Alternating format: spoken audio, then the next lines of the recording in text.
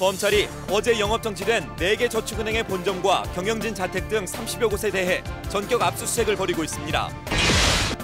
영업정지 처분을 받은 솔로몬과 한국저축은행의 주식 매매가 정지됐습니다. 당초 우려됐던 계열사 저축은행의 예금 대량 인출 사태는 일어나지 않고 있습니다. 관세청은 어버이날과 스승의 날을 앞두고 수입이 급증한 중국산 카네이션 등 생활효의 원산지 미표시와 수입 가격 조작 행위 등에 대해 일제 단속에 들어갑니다. 통합진보당 운영위원회가 비례대표 경선 부정과 관련해 지도부와 비례대표 전원 총사퇴를 권고했지만 당권파가 강력히 반발하면서 내분이 격화되고 있습니다. 안녕하십니까. OBS 경제플러스입니다. 첫 소식입니다. 검찰이 영업정지된 솔로몬 저축은행 등 4개 저축은행의 본점과 경영진 자택 등에 대해 전방위 압수수색에 들어갔습니다. 김지만 기자입니다. 검찰과 국세청, 금융감독원 등이 주축이 된 합동수사단이 이 시각 현재 영업정지된 저축은행 4곳을 동시다발적으로 압수수색하고 있습니다. 솔로몬과 한국, 미래, 한주저축은행 본점을 비롯해 지정과 은행 대주주, 경영진의 자택 등 30여 곳이 압수수색 대상입니다. 합동수사단은 현장에서 은행 대출 자료와 회계보고 문서, 컴퓨터 하드디스크 등 경영진의 비위 혐의를 뒷받침해줄 자료들을 확보 중인 것으로 전해졌습니다. 합동수사단은 압수수색에서 확보한 증거물을 토대로 혐의가 있는 저축은행 대주주나 임직원 등을 차례로 소환할 계획입니다. 영업정지된 저축은행은 대출 과정에서 돈을 빌린 사람의 신용조사를 하지 않거나 대출 담보에 대한 허위 감정을 하고 대주주 신용 공여 한도와 동일인 대출 한도를 넘겨 대출한 혐의 등을 받고 있습니다. 검찰은 또 이들 저축은행 대주주나 경영진의 정관계 로비 여부 등도 전방위로 수사할 방침입니다. 금융감독원은 앞서 어제 4개 저축은행에 대해 영업정지 조치를 내리고 검찰에 고발장을 접수했습니다. OBS 뉴스 김지만입니다. 저축은행 비리를 수사하고 있는 대검찰청 합동수사단은 미래저축은행 김찬경 회장에 대해 구속영장을 청구했습니다. 김 회장은 금감원의 영업정지 조치를 앞두고 우리은행 계좌에 넣어둔 회사 돈 200억 원을 인출해 중국으로 밀항을 시도하려 한 혐의를 받고 있습니다. 영업정지 처분을 받은 솔로몬과 한국저축은행은 오늘부터 주식 매매가 정지됐습니다. 저축은행 4곳의 계열 저축은행에서 우려했던 예금 대량 인출 사태는 일어나지 않고 있습니다. 이상희 기자입니다.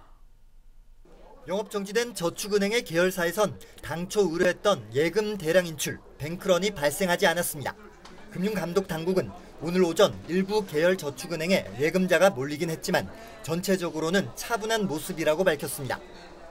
특히 각 저축은행들은 뱅크런에 대비해 예수금의 20%가 넘는 수준까지 유동성을 보유하고 있다며 예금 지급에도 큰 문제가 없다고 설명했습니다. 계열저축은행 창구에는 금감원과 예금보험공사 직원 200여 명이 파견돼 별도 창구가 마련됐습니다. 5천만 원 초과 예금자 창구에선 예금이 지급되고 있고 5천만 원 미만 예금자 창구의 직원들은 어떤 경우에도 예금 전액을 돌려받을 수 있다는 내용을 예금자들에게 설명하고 있습니다. 이와 함께 영업정지 처분을 받은 솔로몬 저축은행과 한국저축은행의 주식은 거래가 중단됐습니다.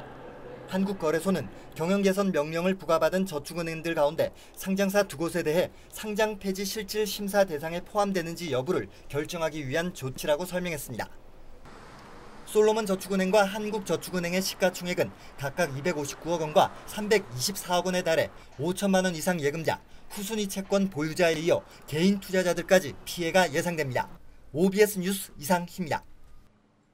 외교통상부 통상교섭본부는 오는 10일 베이징에서 열릴 예정이었던 한중 FTA 1차 협상이 중국 측의 일정 조정 요청으로 오는 14일로 나흘 연기됐다고 밝혔습니다.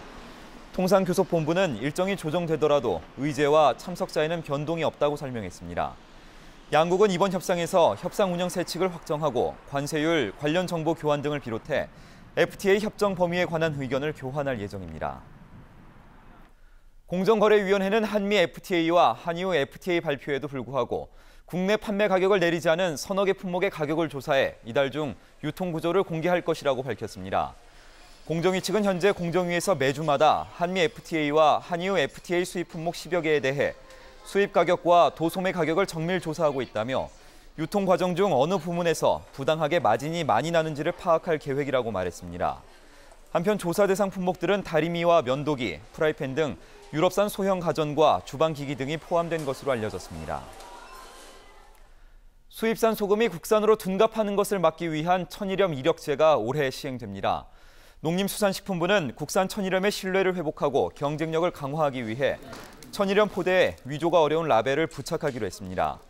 스마트폰으로 라벨을 확인하면 천일염의 생산 지역과 생산자, 생산 연도 등을 확인할 수 있습니다. 서울시가 내일부터 미국산 쇠고기의 원산지 둔갑과 허위 표시에 대한 무기한 특별 점검에 나섭니다. 서울시 특별사법경찰관을 비롯해 시청과 25개 구청 직원, 시민단체 등 모두 250명이 투입되며 단속 대상은 바닥 면적 100제곱미터 이상인 쇠고기 판매 또는 사용업소입니다. 은행의 가계대출 부실 비율이 5년 만에 최고치를 기록했습니다. 금융감독원에 따르면 지난 3월 말 국내 은행의 부실 채권 비율은 1.51%로 지난해 말보다 0.15% 상승했습니다. 특히 가계대출의 부실 채권 비율은 0.71%로 높아져 2007년 3월 이후 5년 만에 최고치를 기록했습니다. 가계대출 가운데 주택담보대출 연체율은 0.64%로 지난해 말 0.54%보다 0.1%포인트 상승했습니다. 오늘 코스피 지수는 대외 악재에 외국인 매도까지 더해져 30포인트 이상 급락했습니다. 현대증권 공원배 씨가 전해드립니다. 오늘 코스피 지수는 32.71포인트 하락한 1956.44로 마감됐고 코스닥 지수는 3.52포인트 하락한 487.01로 마감했습니다. 유럽 재정 위기에 대한 불확실성이 확대되면서 코스피는 외국인 4,700억 원에 달하는 매도세에 4월 9일 이후 가장 큰 조정폭을 보였고 1.64% 급락 마감하였습니다. 개인과 기관은 각각 4,600억 원, 1,500억 원에 달하는 매수세를 보였지만 총 6천억 원에 달하는 외국인과 프로그램 매도세를 방어하기에는 역부족이었습니다. 업종별로는 통신과 전기가스를 제외한 전 업종이 하락 마감했습니다. 중국 경기 위축 우려감에 화학업종이 3%의 조정을 받았고 그 다음으로 건설업이 2.7%, 비금속 광물이 2.3%의 조정을 받았습니다. 현대차와 기아차는 저가 매수세에 힘입어 소폭 반등에 마감했습니다. 지금까지 현대증권에서 전해드렸습니다. 통합진보당이 비례대표 경선 부정과 관련해 계파별 갈등이 점점 깊어지고 있습니다. 새누리당과 민주당은 차기 지도부 선출을 위한 움직임이 분주합니다. 천연우 기자가 보도합니다. 통합진보당은 오늘 공동대표단 회의에서 비례대표 경선 부정과 관련한 수습책을 논의했지만 뚜렷한 결론을 내리진 못했습니다. 회의에서 이정희 공동대표는 진상조사 결과에 대한 불신 입장을 다시 한번 밝히고 철저한 재조사와 함께 공청회를 요구했습니다. 당권파의 배우로 지목된 이석기 당선자도 운영위원회의 사퇴 권고에 대해 거부의 뜻을 분명히 밝히고 당원 총투표를 주장했습니다. 하지만 유시민 공동대표는 이번 위기는 외부의 공격이 아니라 당 내부 문제로 발생한 것이라며 중앙운영위의 총사퇴 권고 수용을 주장했습니다. 심상정 공동대표도 진보정당의 오랜 관습과 관행을 혁신하지 못한 데에서 이번 사태가 비롯됐다며 유 대표의 주장에 힘을 보탰습니다. 통합진보당은 오는 12일 전당대회 격인 중앙위원회를 열어 수습책을 논의할 계획이지만 개파 간 격론이 예상됩니다. 새누리당은 당대표와 원내대표 선출을 앞두고 활발한 선거전이 전개되고 있습니다. 컷오프 경선을 통과한 9명의 본선 진출자들은 오늘 첫 TV토론회에서 당 운영과 공정한 대선 경선 관리 방안 등에 대한 입장을 밝혔습니다. 어제 13명의 비대위원 인선을 발표한 민주통합당은 박지원 비상대책위원장 주재로 첫 회의를 열었습니다. 박 위원장은 누가 당대표가 되더라도 협력하겠다며 공정성을 바탕으로 국민에게 희망을 주는 전당대회를 치르겠다고 강조했습니다. OBS 뉴스 천현우입니다. 파이시티 측으로부터 인허가 청탁과 함께 거액을 받은 혐의를 받고 있는 박영준 전 지식경제부 차관과 강철원 전 서울시 정무조정실장에 대한 구속 여부가 오늘 밤 결정됩니다. 서울중앙지법 영장전담재판부는 오늘 오전 박 전 차관과 강 전 실장에 대한 영장실질 심사를 마친 뒤 현재 검찰과 변호인 측이 제출한 수사 기록과 의견서 등을 토대로 구속 여부를 검토하고 있습니다.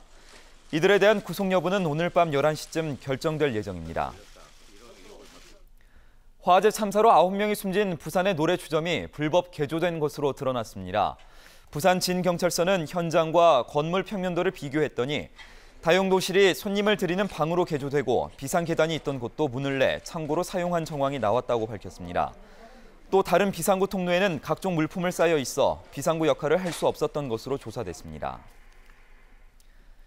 이명박 대통령은 오늘 국가정보원 제1차장에 남주홍 주 캐나다 대사를, 제2차장에는 차문희 국정원 정보교육원 국내정보연구실장을 각각 내정했습니다.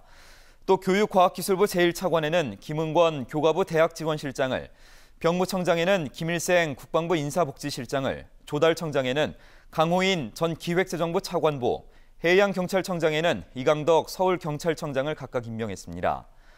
아울러 이 대통령은 대통령실 의전비서관에 김상일 외교통상부 문화외교국장을, 치안비서관에는 백승엽 서울경찰청 교통지도부장을, 교육비서관에는 이성희 대구시 교육청 부교육감을 각각 임명했습니다. 끝으로 날씨입니다. 내일 아침 경기 북부와 강원 북부 내륙부터 비가 시작돼 낮에 중부 전역으로 확대되겠습니다. 서해안 지방을 중심으로 돌풍이 불며 천둥, 번개가 치는 곳이 있겠고 비는 저녁에 대부분 그치겠습니다. 아침 최저 기온은 서울과 인천 15도, 수원 12도 등 전국이 11도에서 17도, 낮 최고 기온은 21도에서 29도를 보이겠습니다. 바다의 물결은 전해상에서 0.5에서 2m로 일겠습니다. 전화 상담만 받으셔도 가입하지 않아 국내산 스마트폰 거치대를 무료로 드립니다. 아이디어 하우머치에서도 인정한 특허받은 놀라운 적착력. 문지르기만 하면 생수통의 무게도 거뜬히 버티는 스마트폰 거치대가 진짜 무료. 지금 전화주세요. 다친 피해자가 합의를 요구하면 실제 합의한 금액대로 교통사고 처리 지원금 보상. 벌금이 있으면 벌금도 보상해드리고 자동차 사고 변호사 선임 비용도 보상해드립니다. 실수로 남의 물건을 망가뜨리거나 화재가 났을 때, 남을 다치게 했을 때도 가족 일상생활 배상 책임 보상. 교통상해 후유장애 시 지급률에 따라 보상. 대중교통 이용 중 교통상해 사망 보상. 여기에 교통상해 입원 일당 입원비와 자동차 부상 치료비도 드립니다. 더 좋은 건요, 갱신이나 할증이 없어서 보험료가 만기까지 한 번도 오르지 않는다는 것. 그러니까 꼭 동부화재로 가입하세요. 잠깐! 택시기사, 레카 운전자, 긴급 자동차 운전자 등 직업 운전자를 위한 영업용 플랜 별도 가입 가능. 동부화재 다이렉트 운전자 보험. 전화 상담만 받으셔도 가입하지 않아 국내산 스마트폰 거치대를 무료로 드립니다. 지금 전화주세요. 단 이 보험의 일부 특약은 다수 계약 시 비례 보상되고 운전자 비용 담보는 음주, 무면허, 도주 사고 시 보상에서 제외됩니다. 080-993-0000 080-993-0000. 이상으로 OBS 경제플러스를 마칩니다. 시청해주신 여러분 고맙습니다.